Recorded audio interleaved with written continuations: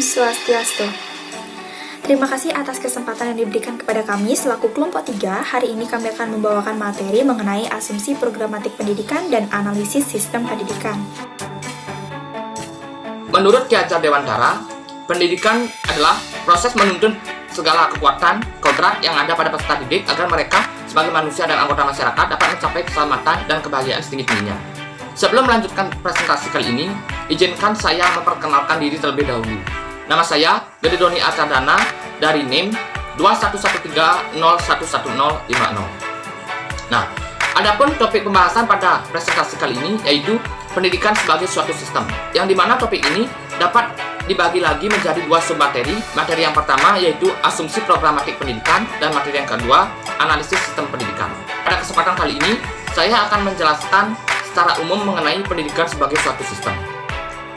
Sistem berasal dari bahasa Yunani, yaitu sistema, yang memiliki arti sehimpunan bagian atau komponen yang saling berhubungan secara teratur, sistematis, dan satu keseluruhan yang saling berinteraksi untuk mencapai satu tujuan. Adapun pengertian dari pendidikan. Dalam bahasa Latin, pendidikan berarti educatum, yang berasal dari kata e dan duco. E berarti perkembangan dari luar, dari dalam, ataupun perkembangan sedikit menuju banyak. Sedangkan duco berarti sedang berkembang. Nah, maka dari itu, pendidikan dapat diartikan sebagai suatu usaha untuk mengembangkan suatu peserta didik dalam memberikan ilmu dan sebuah pengajaran kepada individu-individu melalui berbagai elemen untuk mencapai suatu tujuan. Adapun ciri-ciri yang mengakibatkan pendidikan dikatakan sebagai suatu sistem yaitu memiliki tujuan pendidikan yang harus dicapai. Yang kedua, adanya berbagai macam fungsi-fungsi dalam menunjang dan menuntut sistem tersebut agar mencapai tujuan. Yang ketiga, adanya komponen-komponen yang melaksanakan fungsinya masing-masing. Yang keempat, adanya interaksi dalam menjalin kerjasama antar komponen. Yang kelima, proses transformasi yang mempunyai tugas untuk mencapai suatu maksud dan tujuan tertentu dalam mengubah suatu input menjadi output. Yang keenam, umpan balik dan koreksi sebagai fungsi kontrol dalam memonitoring yang hasilnya akan dijadikan pertimbangan suatu perubahan. Yang terakhir, daerah batasan dan lingkungan antara suatu sistem dan sistem lain akan berinteraksi. Dari beberapa hal di atas, selain mempunyai ciri-ciri, pendidikan juga mempunyai tujuan. Antara lain, tujuan umum pendidikan, yaitu tujuan yang dicapai oleh peserta didik nantinya dan merupakan tujuan total ataupun tujuan akhir dari pendidikan. Yang kedua, tujuan khusus pendidikan, yaitu pengkhususan tujuan umum pada sifat dan bakat masing-masing peserta didik. Yang ketiga, tujuan seketika atau insidental, yaitu tujuan yang sifatnya tercipta karena adanya peristiwa atau momen tertentu. Yang keempat, tujuan sementara, yaitu tujuan yang sifatnya sementara sehingga ketika tujuan tersebut telah tercapai, maka tujuan ini akan dilanjutkan ke tujuan utama. Yang kelima, tujuan tidak lengkap, yaitu tujuan yang hanya mencakup sebagian kehidupan manusia.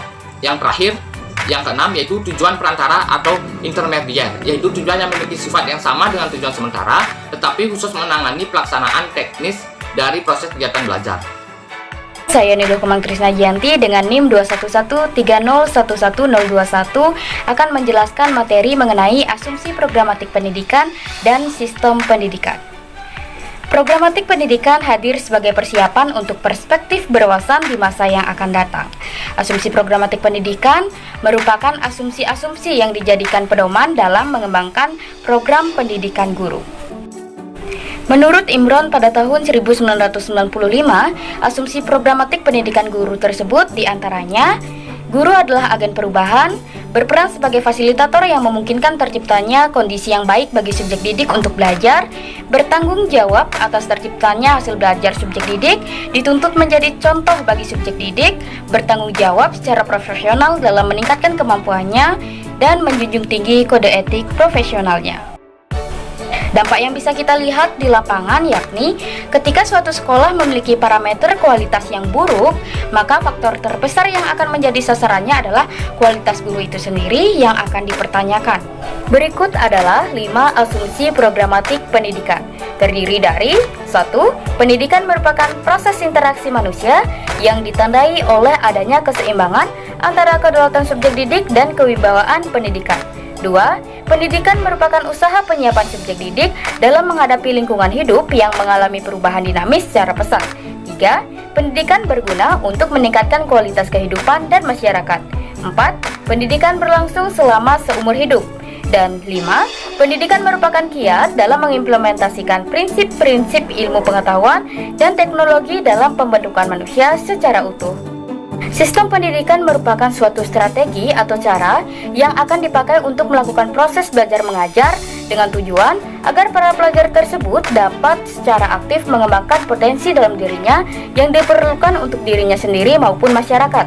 Adapun unsur-unsur sistem pendidikan, di antaranya kegiatan kependidikan, binaan pendidikan, tempat pendidikan, dan komponen pendidikan.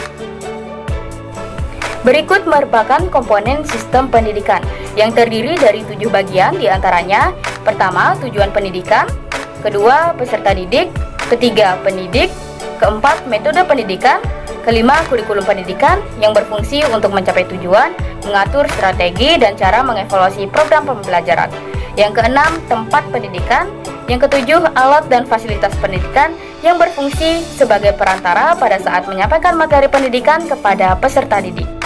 Saya Nikadek Diah Meliani, NIM 2113011012 akan melanjutkan materi mengenai analisis sistem pendidikan. Pendidikan nasional adalah sistem pendidikan yang diterapkan di Indonesia.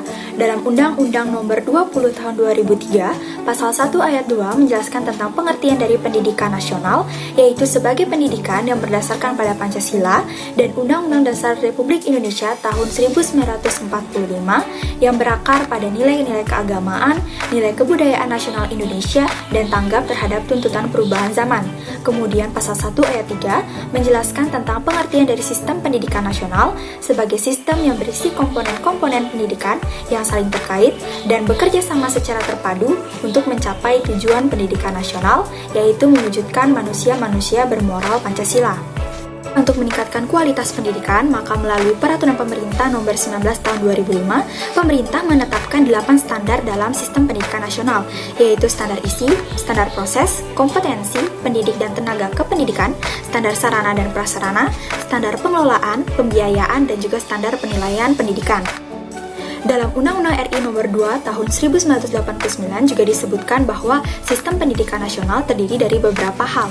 Yang pertama adalah kelembagaan pendidikan yang terdiri dari jalur pendidikan sekolah dan jalur pendidikan luar sekolah, jenjang pendidikan yang terdiri dari 3 jenjang, yaitu pendidikan dasar, pendidikan menengah, dan pendidikan tinggi, kemudian program-program pendidikan, yaitu program pendidikan umum, pendidikan kejuruan, pendidikan luar biasa, pendidikan kedinasan, dan pendidikan keagamaan, serta terakhir kurikulum pendidikan sebagai rancangan pembelajaran yang akan diberikan kepada siswa yang harus meliputi tahapan perkembangan peserta didik. Dalam praktiknya, perlu diketahui bahwa sistem pendidikan nasional memiliki beberapa masalah utama. Yang pertama adalah pemerataan pendidikan. Hal ini merujuk pada kurangnya penyebaran tenaga pendidik dan juga kurangnya kesiapan dari masing-masing daerah dalam mengembangkan sistem pendidikan di daerahnya. Kemudian kedua adalah mutu serta relevansi pendidikan. Akibat dari kurangnya penyebaran tenaga pendidik, maka hal ini berpengaruh juga terhadap kualitas dari mutu pendidikan serta relevansi pendidikan terhadap kehidupan peserta didik. Kemudian yang ketiga, akibat dari kurangnya penyebaran tenaga pendidik, kemudian mutu pendidikan yang tidak berkualitas, maka hal ini mempengaruhi efisiensi dari pendidikan itu sendiri dalam prosesnya, serta efektivitas pendidikan terhadap kehidupan peserta didik. Sistem pendidikan saat ini, kita ketahui bahwa bencana COVID-19 menyebabkan beberapa kebijakan-kebijakan ditetapkan oleh pemerintah, dimulai dari diam diri di rumah, kemudian social distancing, dan membatasi aktivitas-aktivitas masyarakat yang mempengaruhi berbagai bidang kehidupan, salah satunya adalah bidang pendidikan.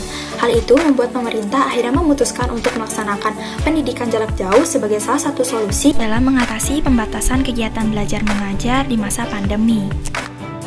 Secanggih-canggihnya suatu sistem, maka akan selalu diikuti oleh kekurangan dan kelebihannya. Di sini bisa kita lihat bahwa kelebihannya adalah adanya penggunaan teknologi berbasis kekinian yang menyebabkan atau mempermudah peserta didik dalam memperoleh informasi secara cepat dan instan. Sedangkan kekurangannya, itu bisa kita lihat bahwa kebutuhan serta kesiapan masing-masing daerah itu berbeda. Hal ini juga merujuk pada kurangnya persiapan tenaga pendidik dalam menguasai teknologi dan kurangnya teknologi pendidikan. Nah, hal tersebut menyebabkan efektivitas siswa dalam menerima ilmu tidaklah maksimal. Berikut kesimpulan yang dapat kami jabarkan. Sekian presentasi yang dapat kami jabarkan. Mohon maaf apabila terdapat kesalahan kata dalam penyampaian. Akhir kata kami ucapkan terima kasih.